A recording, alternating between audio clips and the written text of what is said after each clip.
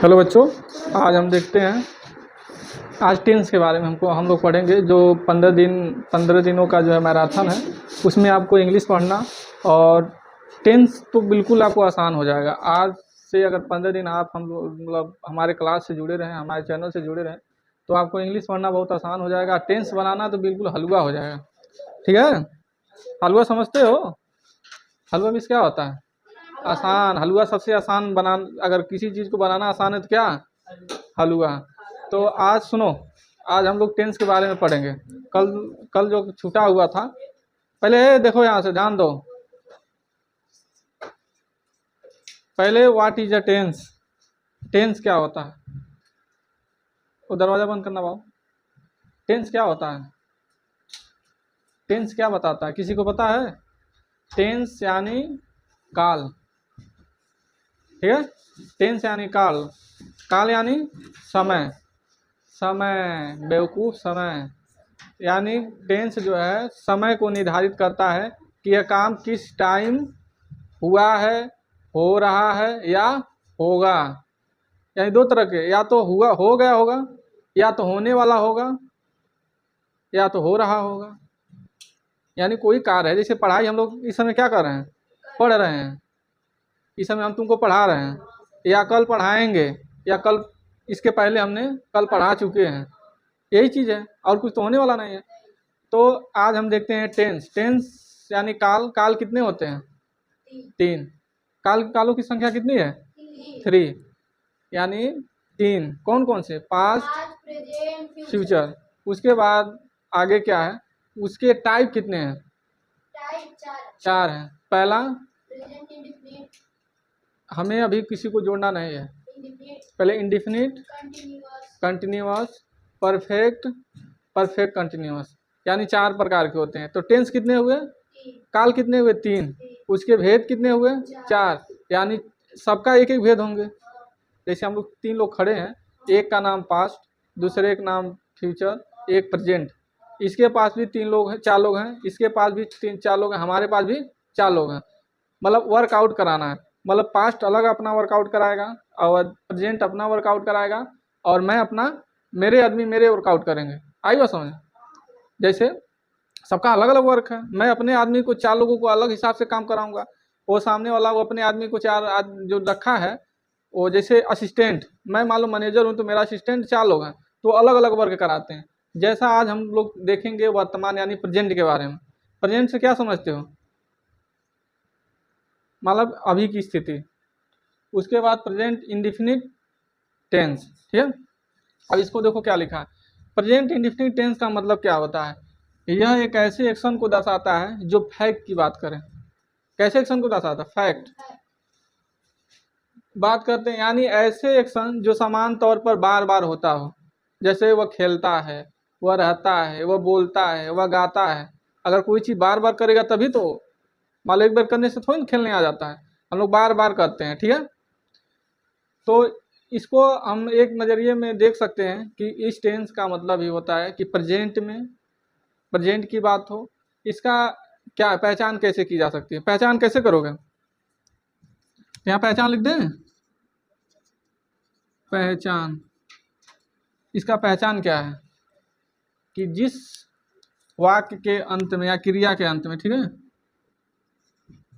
जिस वाक्य के अंत में, ठीक है, ता है, ती है, हाँ, या ते है। ठीक है, ते है, आता है या आते हैं, तो वह प्रेजेंट,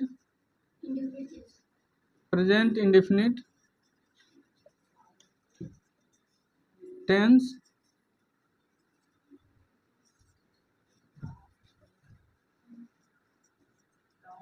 कहलाते हैं। ठीक है, इसकी पहचान हम कैसे करते हैं? जिस क्रिया के अंत में ता है, ती है, ते है, आते हैं, तो वह कौन सा टेंस होता है? Present indefinite tense. थोड़ा सा पूछने लग जाते हैं, आप इसको नोट कर लीजिए। ठीक है, आई बात समझ में? क्या किसी सेंटेंस को हमको क्या देखना है, उसकी पहचान कैसे कर सकते हैं? उसके वर्ब को देखकर। वर्ब डिसाइड करती है, यानी उसके अंत का वर्ब ही डिसाइड करती है कि ये टेंस कौन सा है। ठीक है, टेंस की पहचान किससे की जाती है? वर्ब से, कि कौन, हाँ, उसकी क्रिया से। ठीक है, यहाँ तक पूरा नीचे तक आ रहा है, यहाँ तक आ जाएगा। ठीक है, आई बात समझ, उतर गया? इसको इरेज कर रहे हैं।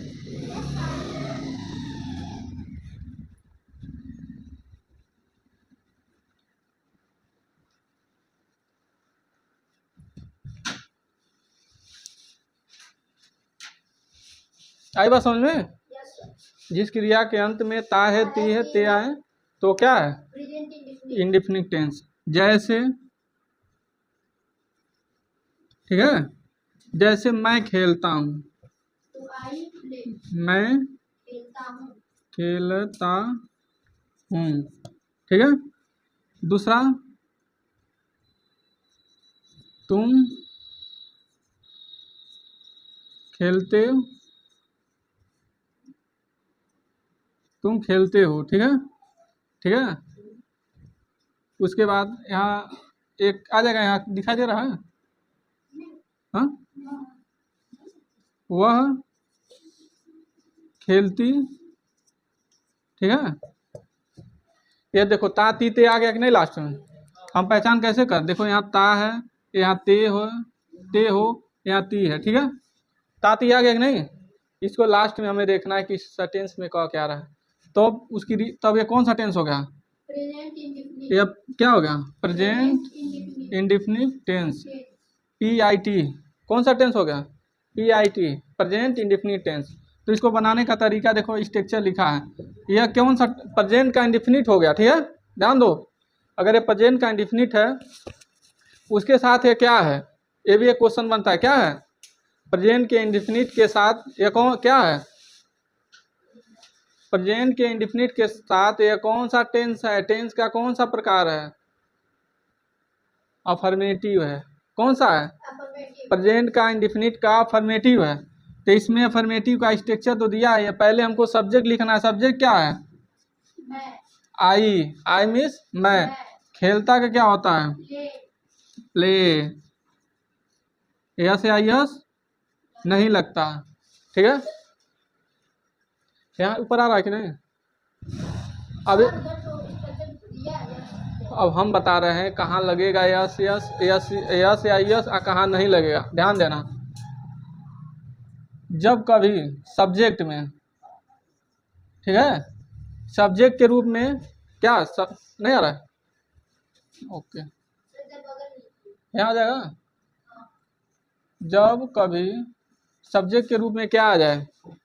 आई आ जाए, ठीक, यू आ जाए, ठीक, आई आ जाए, यू आ जाए, और दे आ जाए,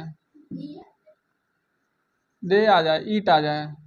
ठीक, आई बात समझ में? जब ये आ जाता है तो यहाँ यस या यस नहीं लगते हैं। क्या नहीं लगते हैं? यस या नहीं लगते हैं। ठीक है, सही है ना? जब कभी आई, यू, दे, वी भी है। ठीक है, ठीक है, वी आ जाए, किस में लगेंगे? जब कभी सी आ जाए, ही आ जाए, चलो नहीं दिखाई दे रहा है लेकिन ध्यान रहे, सी आ जाए, ही आ जाए, इन सब के साथ लगेंगे। थोड़ा देना जी, दिमाग देना। अपने किताब ये नीचे वाला लिख लो जी, उतारो इसको। कहाँ लगाओगे, कहाँ यस, उतार लो अच्छे से। हाँ, तब जान लेना।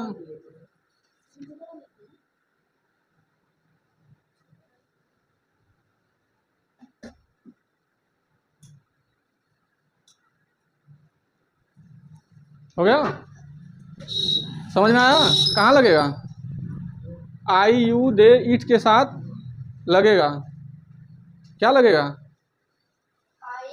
यस है, आई यस, और बाकी के साथ नहीं लगेगा। ध्यान रहे, अगर इस चीज़ को भूल गए तो फिर टेंस जो है गड़बड़ हो जाएगा। देखो थोड़ा सा मिस्टेक, ईट नहीं रहेगा। ठीक है, इट जो है इट में लगेगा, ठीक है, सिंगुलर होता है, ठीक है।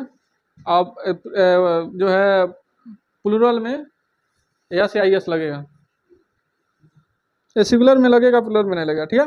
अब ध्यान देना, अब क्या तुम्हें देखना है, यू है जो कि ऊपर दिया, यू के साथ लगेगा कि नहीं लगेगा, नहीं लगेगा, आई बात समझ में, यू के साथ लगेगा ना। हाँ, हमेशा ध्यान देना कि किसी भी सेंटेंस का स्टार्टिंग पॉइंट कैपिटल लेटर में होता है, ठीक है। स्मॉल लेटर है तो गलत हो जाएगा। यू प्ले, अब यहाँ छोट रह जाए, ये तो हम लिख दिए, लेकिन छोटा रहे तो ठीक है।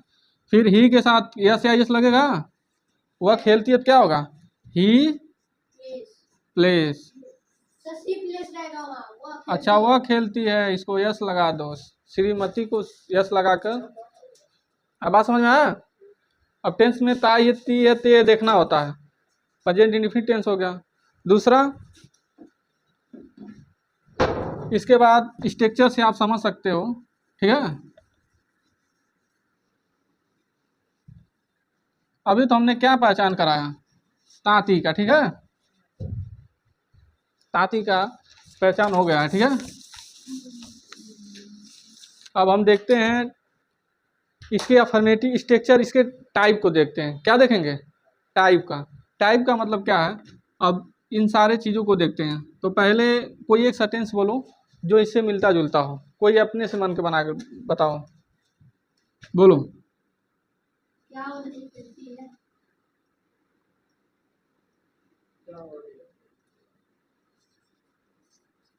मैं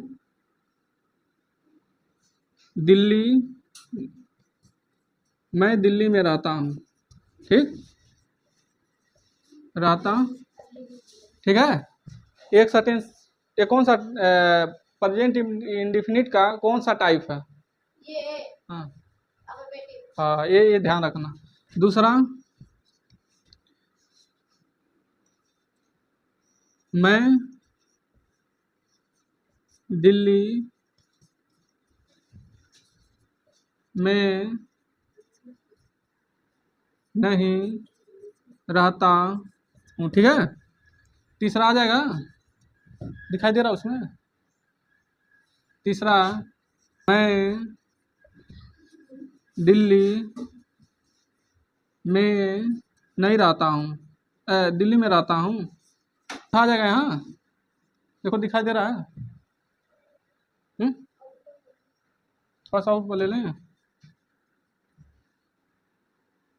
मैं दिल्ली में क्यों रहता हूँ, ठीक है। देखो ये सारे टाइप हैं, आई बात समझ में। पहला अफर्मेटिव, दूसरा नेगेटिव, तीसरा इंटरगेटिव, चौथा WH वर्ड, ठीक है।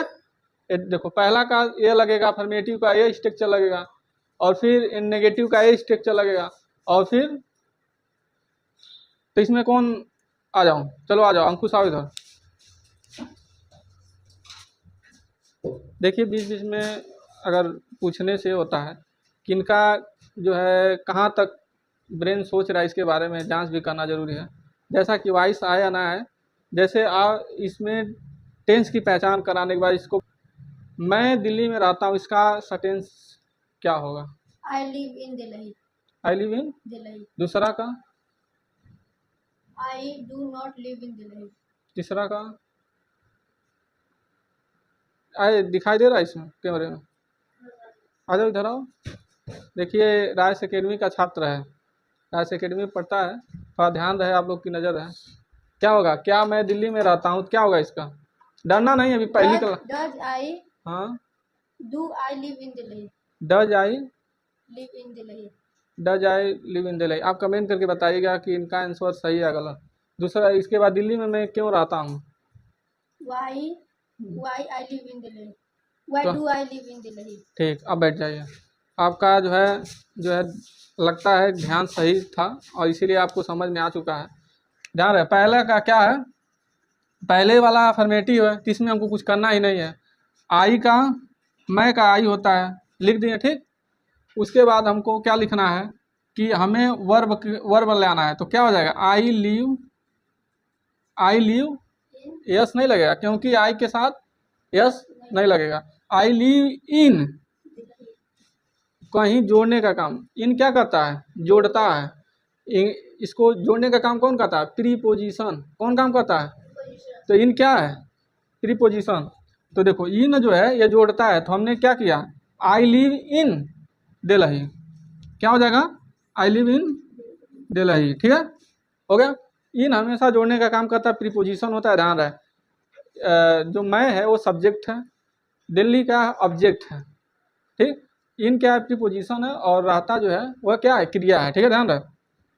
उसके बाद दूसरा नेगेटिव है, इसमें भी आपको वही करना, आई। ठीक, आई तो रहेगा क्योंकि सब्जेक्ट है। उसके बाद हम क्या रखेंगे, वर्ब। क्या लिखाएगा इसके बाद, आई लिव इन, आई लिव, हाँ बस यही हम चाहते थे कि आपका ध्यान सही से विकसित है कि नहीं। नॉट लिव इन दिल्ली, ठीक है, आई बस समझ में। अब दूसरे में क्या है, क्या मैं दिल्ली में रहता हूँ, अब क्वेश्चन कर रहा है, तो यहाँ क्या हो जाएगा, पहले देखो क्या हो जाएगा, डू या डज आएगा। तो आई के साथ हमने क्या क्या बोला, बार बार रिपीट करना क्यों जरूरी है, कि हमेशा आई, यू और दे, वी के साथ क्या लगेगा, डू या डज लगेगा, अन्यथा बाकी के साथ डू या डज नहीं लगेगा। डू या डज नहीं, डू लगेगा, डज नहीं लगेगा। डज किसके साथ लगेगा, यू रिपीट, डज किसके साथ यूज होगा, डज किसके साथ यूज होगा, डज किसके साथ, देखो दो ही चीज हैं, दो हेल्पिंग वर्ब हैं। कितने इसमें हेल्पिंग वर्ब यूज किए गए हैं, इसमें कितने हेल्पिंग वर्ब का यूज किया गया है, दो। कौन है, पहला डू है, दूसरा डज है, दो ही यूज है, दिखाई दे रहा है उसमें। अब डू डू मतलब किस हेल्पिंग वर्ब, कौन से सब्जेक्ट के साथ हेल्पिंग वर्ब डू का इस्तेमाल किया जाएगा, तो पहला क्या है, आई। ठीक, दिखाई दे रहा है इसमें। उसके बाद यू, ठीक, उसके साथ वी, उसके बाद दे, आई बस समझ। अब कहाँ डज लगाना है, तो ही, सी और इट, आई बस समझ।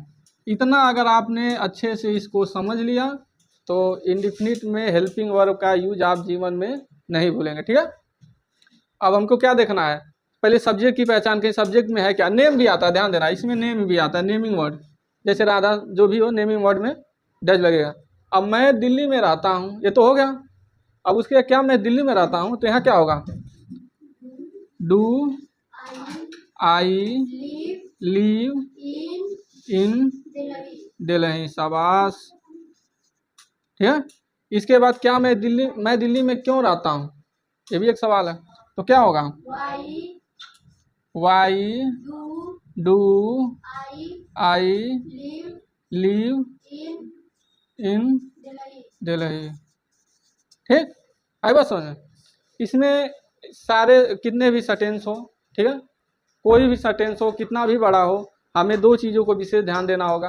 पहला कि वर्ब कौन सा, ध्यान देना, ठीक है, वर्ब कौन सा है, दूसरा सब्जेक्ट कौन सा है, और दूसरी बात स्थान क्या होता है, स्थान। अगर आपको जैसे नहीं कहा जाता, स्थान नहीं पता तो आप किसी को नहीं बैठा पाएंगे, स्थान को का पता होना जरूरी है। जब मान लीजिए आपको किसको कहाँ बैठाना है आपको पता नहीं, तो आप जानकर भी क्या करेंगे।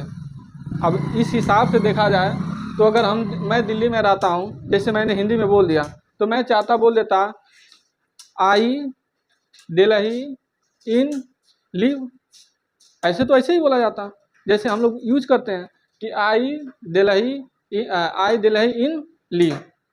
लेकिन क्या सेंटेंस सही है, क्योंकि जब व्यक्ति को स्थान नहीं पता होगा तो क्या करेगा, डायरेक्ट कैसे लिखेगा। जैसे राम का नाम लिखना है तो तुम कैसे लिख देते हो, RAM, राम, स्थान चेंज किए। ऐसा नहीं कि ए को पहले राम, आर को लास्ट में ला दिए, ए को पहले ला दिए, यम को बीच में कर दिया, ऐसा नहीं ना। नाम लिखने में तो इसीलिए सेटिंग करना तुमको आना चाहिए। सेटिंग अरेंजमेंट अगर तुम्हारा अच्छा है तो तुम किसी भी सवाल को, किसी भी क्वेश्चन का आंसर दे सकते हो। अब बात समझ में आई। अब यहाँ तो सब्जेक्ट का कोई रोल नहीं है, सब्जेक्ट तो एक आप किसी भी चीज़ में जो सब्जेक्ट का यूज करा देंगे। डू या डज बता दिए, और कोई डाउट, अब एक डाउट और है, वह सब में रहता है।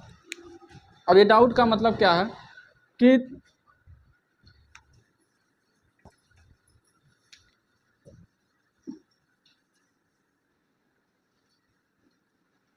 अब इसमें नोट करने वाली क्या बात है, PIT, PIT का मतलब क्या होगा? Present indefinite tense. अगर कोई पूछ जाए टेंस में PIT क्या है, तो प्रेजेंट इंडेफिनिट टेंस का मतलब ये है, एक चीज़ और बात बताता है, इसी को हम लोग क्या बोलते हैं, सिंपल टेंस। क्या बोलते हैं? SIT, simple indefinite tense. इसमें क्या था, इसमें क्या इसमें ये बताता है कि कोई भी इंट्रोडक्शन का कार्य, जैसे इंट्रोडक्शन किसी के बारे में बताना हो, PIT क्या कहता है, किसी के बारे में बताता था। क्या बताता था? किसी के बारे में अगर बताना हो तो हम क्या करेंगे, PIT का यूज करेंगे। हाँ PIT का यूज करेंगे। लेकिन अब एक चीज़ और है, तो SIT क्या है? SIT क्या कहता है, जब किसी के स्वभाव के बारे में बताना हो। कैसा? अवस्था। ठीक। अब SIT क्या बताएगा? स्वभाव और अवस्था, यानी इंग्लिश में इसको हम कहते हैं nature.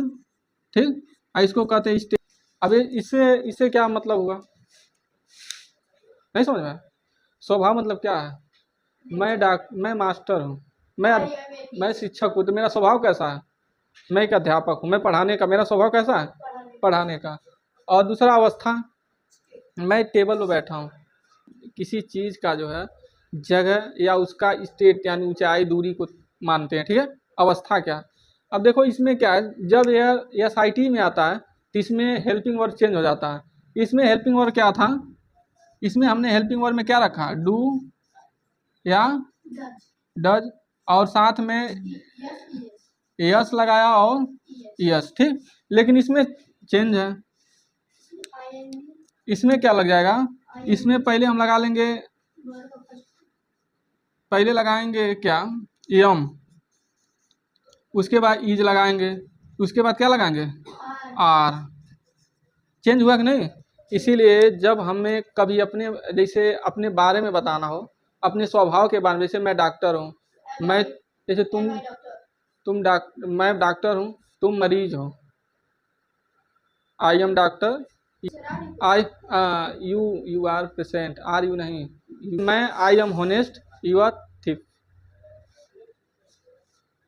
I am honest, you are thief, खुश हो, ईमानदार। तो जब SIT या इंडेफिनिट टेंस के प्रेजेंट इंडेफिनिट टेंस में कौन कौन, पहला तो प्रेजेंट इंडेफिनिट टेंस, तीसरा है SIT, PIT SIT, प्रेजेंट की टेंस की पहली पौधान होती है, के बारे में पूछा जाएगा। ठीक। जैसे हम कहीं एंट्री किए तो पहले पूछेंगे ना आप कौन हो, हाँ, उसके बाद पूछेंगे आप करते क्या हो, उसके कहेंगे आप करते क्या हो, उसके बाद पूछेंगे आप कहाँ रहते हो, फिर बोलेंगे आप ये काम कर सकते, मतलब ये तो मेडल वर्ग में आ गया। तो इंट्रोडक्शन सबसे ज़्यादा यूज अगर इंडिफिनिट का किया जाए तो कमेंटेटर, जो कमेंट्री होती है मैच में, सबसे ज़्यादा उसके इंडिफिनिट का यूज किया जाता है। क्यों? क्योंकि गेंद अब निकला, जैसे बुमराह टेक 6 विकेट, तो जब ये हर बाउंड्री के बाद जैसे 6 लगा तुरंत तुमको बताना होता है, विकेट आउट हुआ तुरंत बताना होता है। तो सबसे ज़्यादा कमेंटेटर न्यूज़पेपर में यूज किया जाता है। इसका किसका है कि 90% टेंस पास्ट का इस्तेमाल किया था, पास्ट टेंस, यानी कोई बात सबसे ज़्यादा कब बोली जाती है, जब वो बीत चुकी होती है। कितना तुम बताते हो, किसी से कहते हो मैं डॉक्टर बनूंगा, मैं ये बनूंगा, ऐसा कहते हो किसी से? लेकिन कल की बात तुम सबसे बताते हो, कल गए थे यार नदी में घूमने, वहाँ देखे तो मगरमच्छ दिखा, मगरमच्छ भाग रहा था, मैं उधर भागा, मैं सबको बताया, सब तुम सबसे ज़्यादा अधिक तुम पास्ट की बात बताते हो, फ्यूचर का सबसे कम, उससे थोड़ा सा अधिक प्रेजेंट की बात बताते हो। ठीक है। तो ये PIT SIT समझ में आया। इसमें एक चीज़ और नोट कर लो, मुख्य चीज़ नोट कर लो।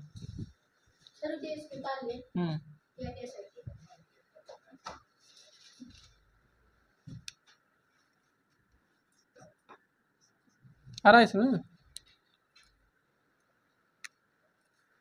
उतार लो जल्दी से।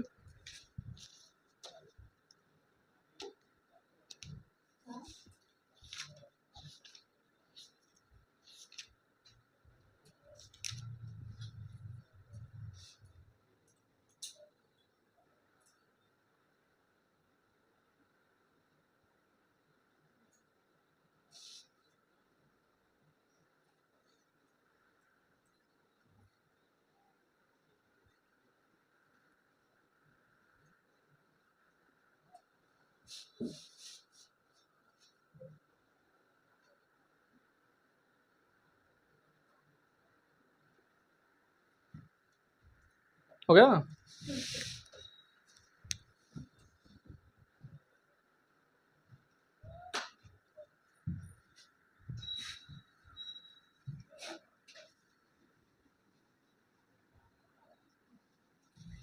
यह लास्ट जो है स्टेप है, इसीलिए इसको नोट कर लो। ठीक है, ठीक है क्या?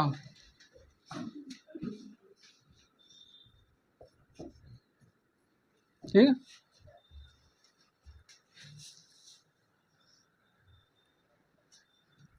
ध्यान देना। हमेशा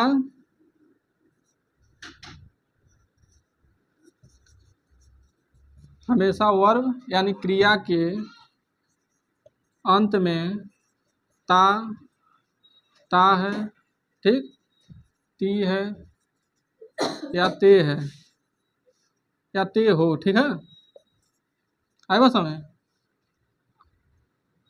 ता है, ती है, ते हो, आए,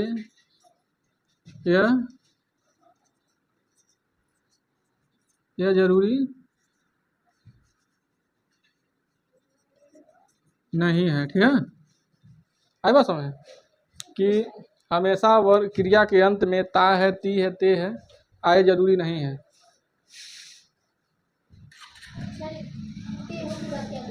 ता है, ती है, ते है, आए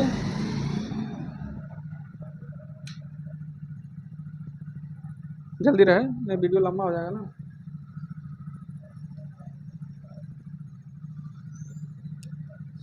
ठीक है, क्या समझ मिसेस, क्या समझ में आया कि प्रेजेंट इंडेफिनिट टेंस में हमेशा यानी क्रिया के अंत में ता है, ती है, आए जरूरी नहीं। जैसे आ रहा है तो बताना।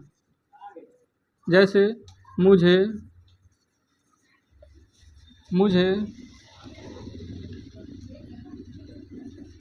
घर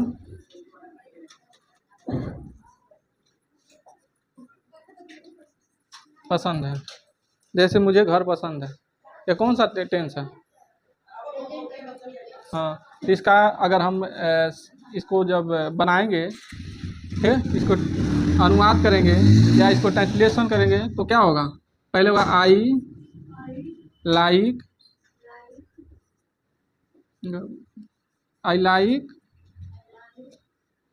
हाउस। आई बात समझ? आई लाइक हाउस, मुझे स्वीट।